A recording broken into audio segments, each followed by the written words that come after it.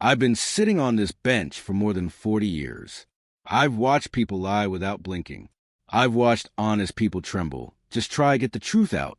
And over all that time, I've learned one thing that never changes. A courtroom is the one place where your status, your money, and your online fame mean absolutely nothing if your character is broken. My father used to tell me, you learn who someone really is when they think nobody can stop them. I carried that sentence with me into every courtroom I ever entered, whether it was a parking citation or a life-altering dispute. This case came across my docket as something routine. Reckless driving. Case number 26T77139. Providence Municipal Court, Tuesday morning. The clerk stamped it at 10:47 a.m., but the accident itself had happened the night before at exactly 10:47 p.m. on Elmwood Avenue near St. Catherine's Hospital. Same minute. Details like that stay with you. Almost like the universe is trying to underline something important. The responding officer was Daniel Rivas, badge number 317. His report listed reckless operation, failure to yield, and speeding. Then he added a civil property damage notice. That told me immediately somebody had paid more than a fine. Property damage almost always means something deeper was broken. Time, health, peace of mind. The first person I noticed that morning was the defendant, Madison Lark, 22 years old. She walked into my courtroom like she was arriving late to a fashion shoot, instead of a hearing that could affect someone's life. She wore a white Chanel tweed jacket with bright gold buttons. Her sunglasses stayed on indoors, as if the lighting in my courtroom wasn't worthy of her attention. Her heels clicked sharply against the floor, perfectly timed, like a metronome announcing her presence. Every movement said the same thing. Look at me. And then there was the bag, an orange Hermes Birkin. Bright, impossible to ignore. The kind of bag people wait years to buy. The kind that costs more than some people's cars. She placed it on the table carefully, almost ceremonially, like it was a crown meant to be admired. In her other hand was her phone, screen glowing, not a messaging screen. The camera. She tilted it low, positioning both her face and the bag into frame. I've seen nervous defendants clutch paperwork. I've seen frightened people twist their hands together. But I had never seen someone come to court excited about posting. Her attorney was Mr. Coyle. Private defense. Expensive suit. Smooth voice. He stood like someone already planning the exit strategy. The victim sat across the room, and he couldn't look more different if he tried. Thomas Grady. Everyone called him Tom. 41 years old. Army veteran. 2 tours in Afghanistan. He worked nights as a nurse's aide at St. Catherine's. The kind of job where you lift people who can't move themselves. Where you clean what others refuse to touch. Where you sit beside someone at 3 a.m. so they don't die alone. Tom wore jeans that had been washed too many times and a faded blue jacket. He held a folder with both hands like the papers were the only thing keeping him upright. He looked tired in that specific way working parents look tired. His eyes carried the guarded caution of someone who knows one bad week can destroy everything. According to the report, Madison had been driving a white Lamborghini Urus registered to a family business, Lark Holdings, LLC. Officer Rivas clocked her at 52 miles per hour in a 25 zone. 52 in a hospital district at 10:47 p.m., where people cross the street wearing scrubs, where ambulances pull out suddenly, where exhausted families wander sidewalks half asleep. That isn't just speeding. That's treating public roads like a private racetrack. Tom was driving a 2012 silver Honda Civic with 178,000 miles. The kind of car you keep alive with maintenance, patience, and hope. He had just finished a double shift. He was heading home to his 9-year-old daughter Lily. Severe asthma, inhalers everywhere, kitchen drawer, bedside table, glove compartment. Because when money is tight, preparation isn't optional. It's survival. Tom told me he had the green light. He signaled left onto his street. Checked both directions. Started the turn slowly and carefully. That's when Madison's Lamborghini came through the intersection, like the traffic signal didn't apply to her. The collision wasn't minor. It was violent. Metal crumpling. Glass exploding. Airbags deploying like gunshots. Tom's Civic spun and slammed into the curb hard enough to snap the front wheel inward. The seatbelt jerked his shoulder. He said it felt like something tore deep beneath the bone. He didn't scream. He just sat there stunned, listening to the ticking engine and the alarm blaring. He refused an ambulance. Not because he wasn't hurt, because he couldn't afford it. That detail makes me sick every time I hear it. A grown man standing injured on the roadside, calculating medical bills instead of accepting help. He limped into the same emergency room where he works. Imagine that. A man who spends nights caring for strangers, now sitting on a hospital bed in his own workplace, trying not to look weak in front of co-workers. He missed 3 shifts, 3 overnight shifts. For someone like Tom, that's not inconvenience. That's rent, groceries, utilities, medication. The difference between stability and crisis. When Tom spoke, he didn't sound angry. He sounded cautious, almost apologetic. "I'm not trying to ruin anybody," he told me. "I just need my car fixed. I can't lose my job. I can't let my daughter down." Madison rolled her eyes. I saw it clearly, like his hardship was an annoying movie she hadn't chosen to watch. Officer Rivas testified first. Calm, precise. He arrived at 10:52 p.m. Found a Lamborghini angled in the intersection, hazards flashing. Found the Civic crushed against a curb.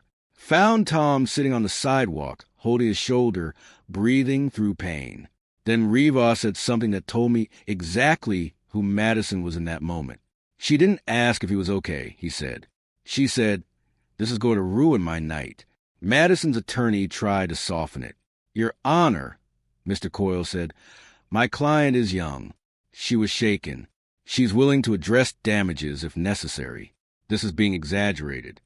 Madison leaned forward and spoke for the first time, her voice sharp, bored. "I don't even know why he's making a big deal," she said. "It's a Honda. Just buy another one." Tom's jaw tightened. He didn't look at her. He stared at his folder like he wanted to disappear into it. I felt the room shift. Even people waiting for minor hearings started paying attention. Everyone recognizes a certain kind of cruelty, the cruelty of comfort towards struggle. I said, "Miss Lark, you will speak respectfully in my courtroom." She shrugged. "I am respectful." Then she lifted her phone again, angling it toward herself and that orange Birkin like they were the real focus of the day.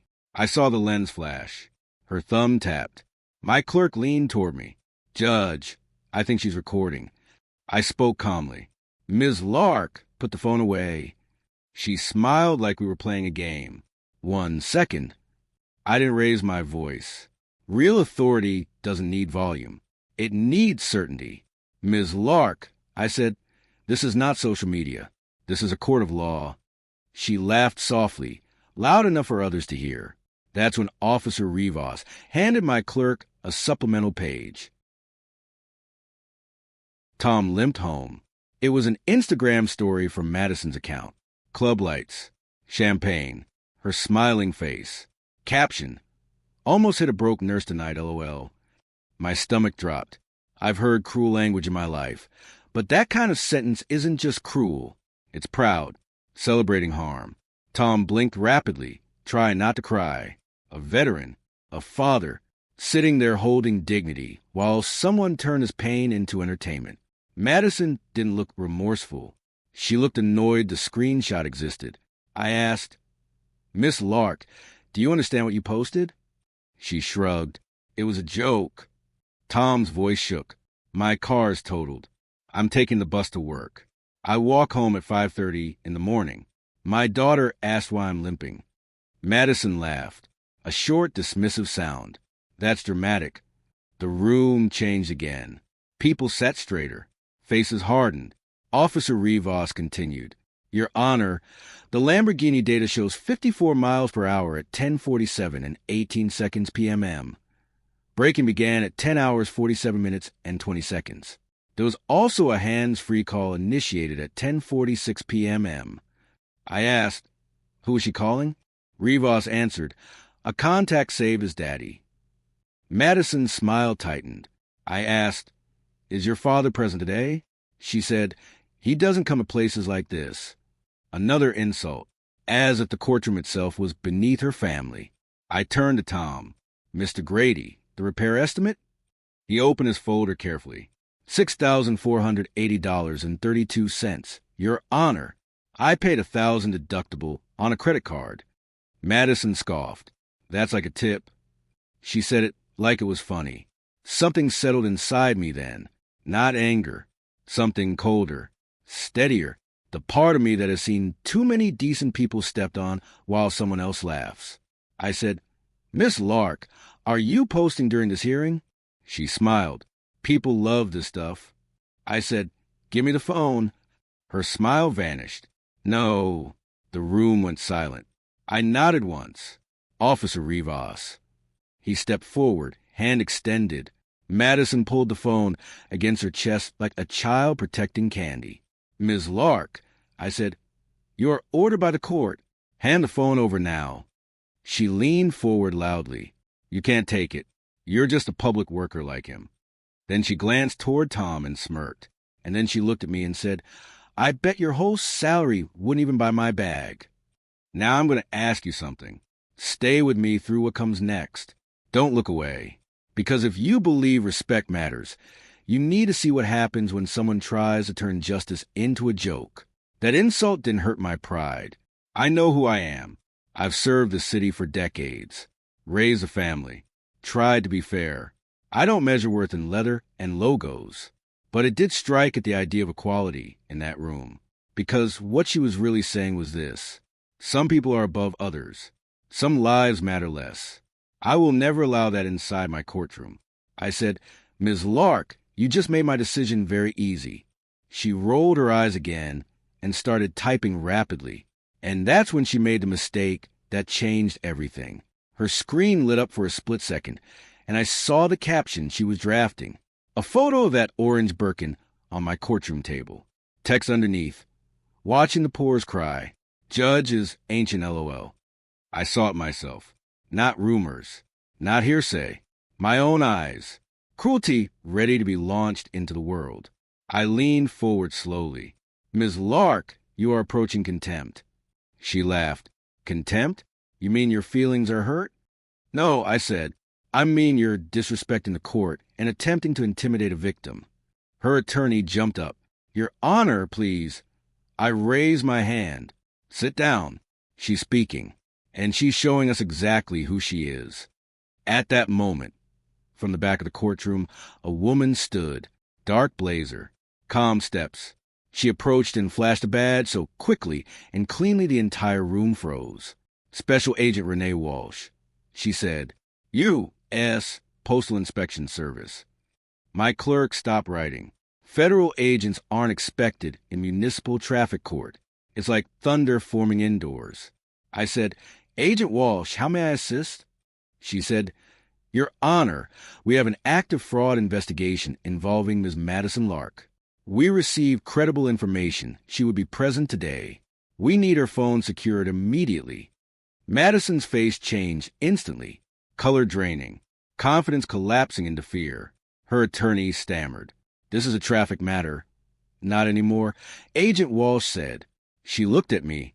We believe Ms. Lark is connected to an interstate counterfeit luxury operation involving wire fraud, shipping fraud, and shell corporations. Then she nodded toward the orange Birkin. We also have probable cause that bag may be evidence, either counterfeit itself or purchased with illicit proceeds. Madison gripped the handle, so hard her knuckles turned white. This is real, she snapped. You can't. Agent Walsh replied quietly. We'll determine that. I turned to Officer Rivas. Confiscate the phone immediately. Madison jerked back. No, that's private.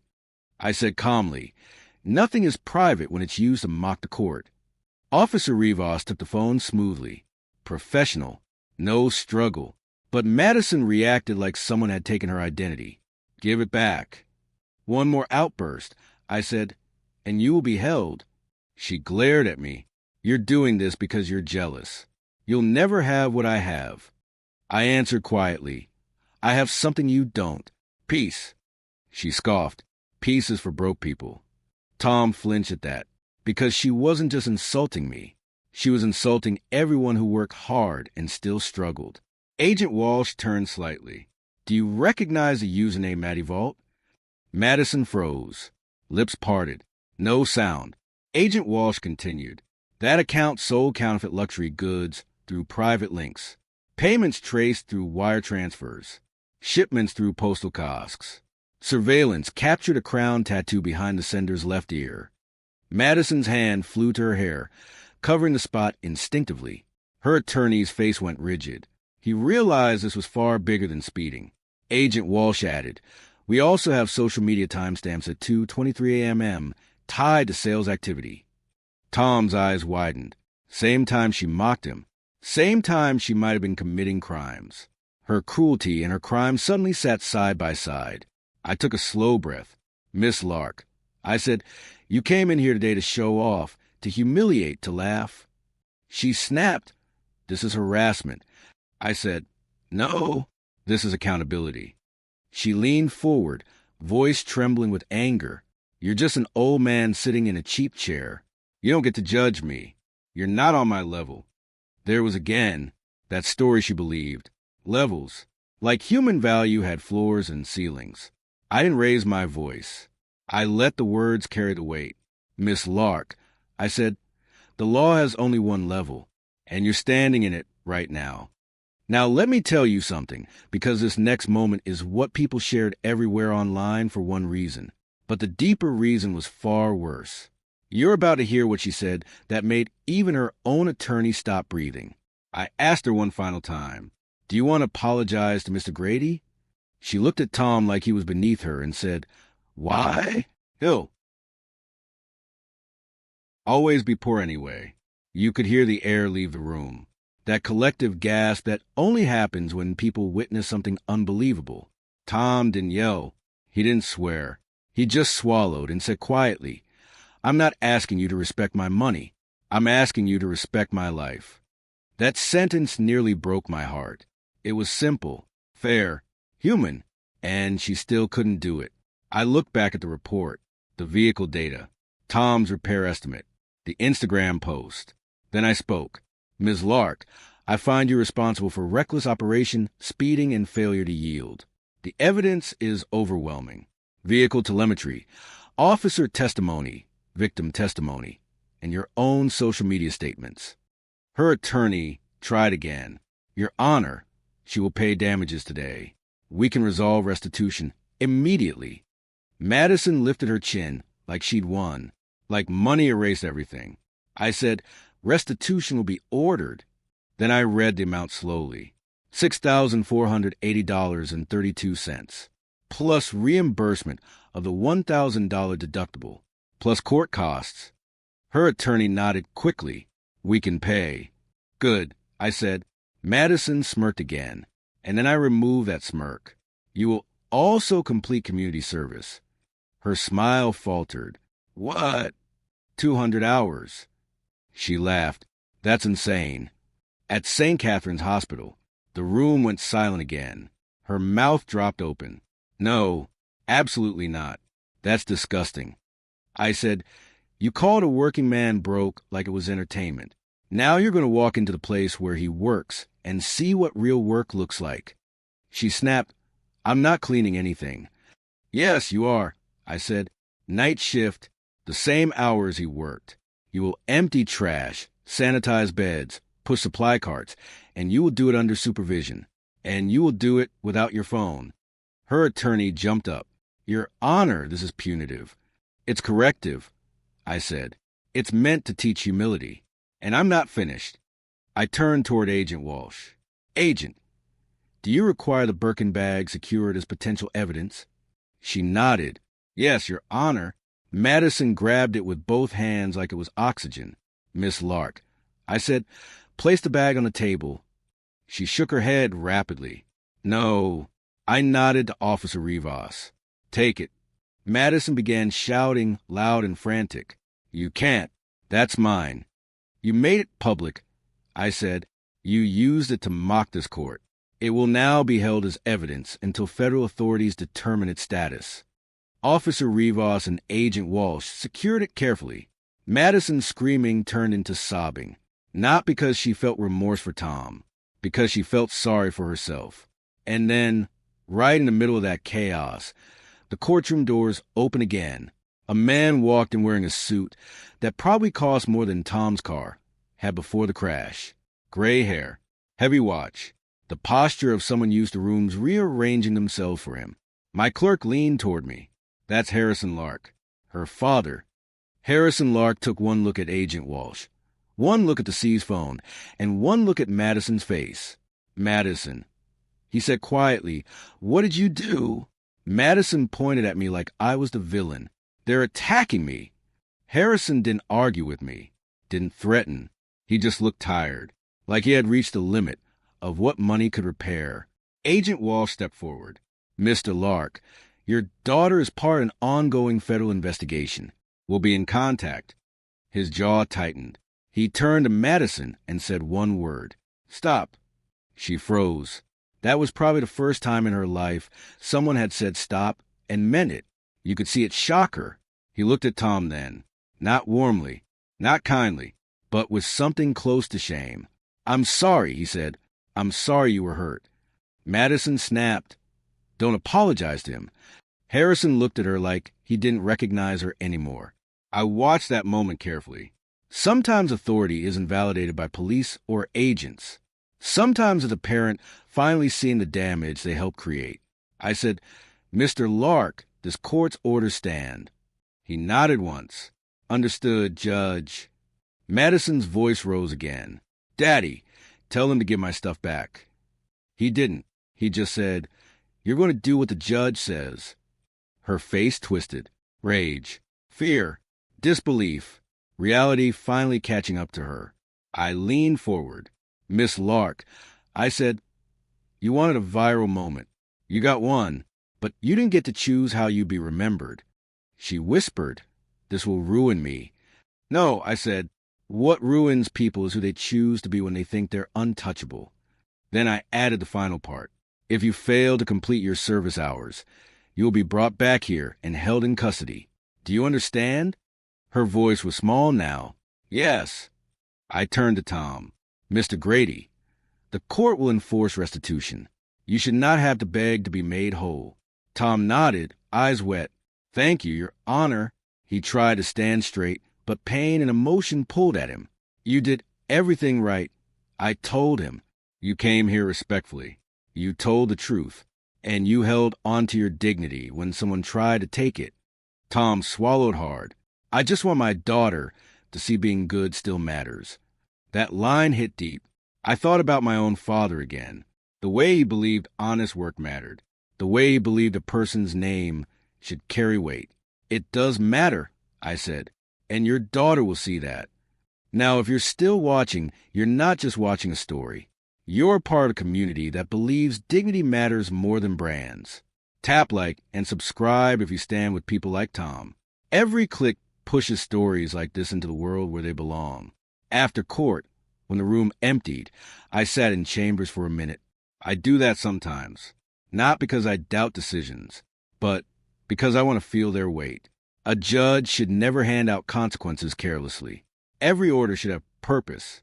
Madison walked in believing she could buy her way out, laugh her way out, post her way out. But a courtroom isn't a comment section. In my courtroom, words carry weight, actions carry cost. Tom left with a plan to fix his car and stabilize his finances. That's justice in the practical sense. But I wanted something more. I wanted Madison to see the humanity she mocked, not for revenge, for change, because if she never learns, she'll hurt someone else again. And next time it might not be a Honda and a shoulder injury. Next time it could be a body bag. I've seen that too. Speed plus arrogance equals tragedy. Every time. Here's what I want you to remember.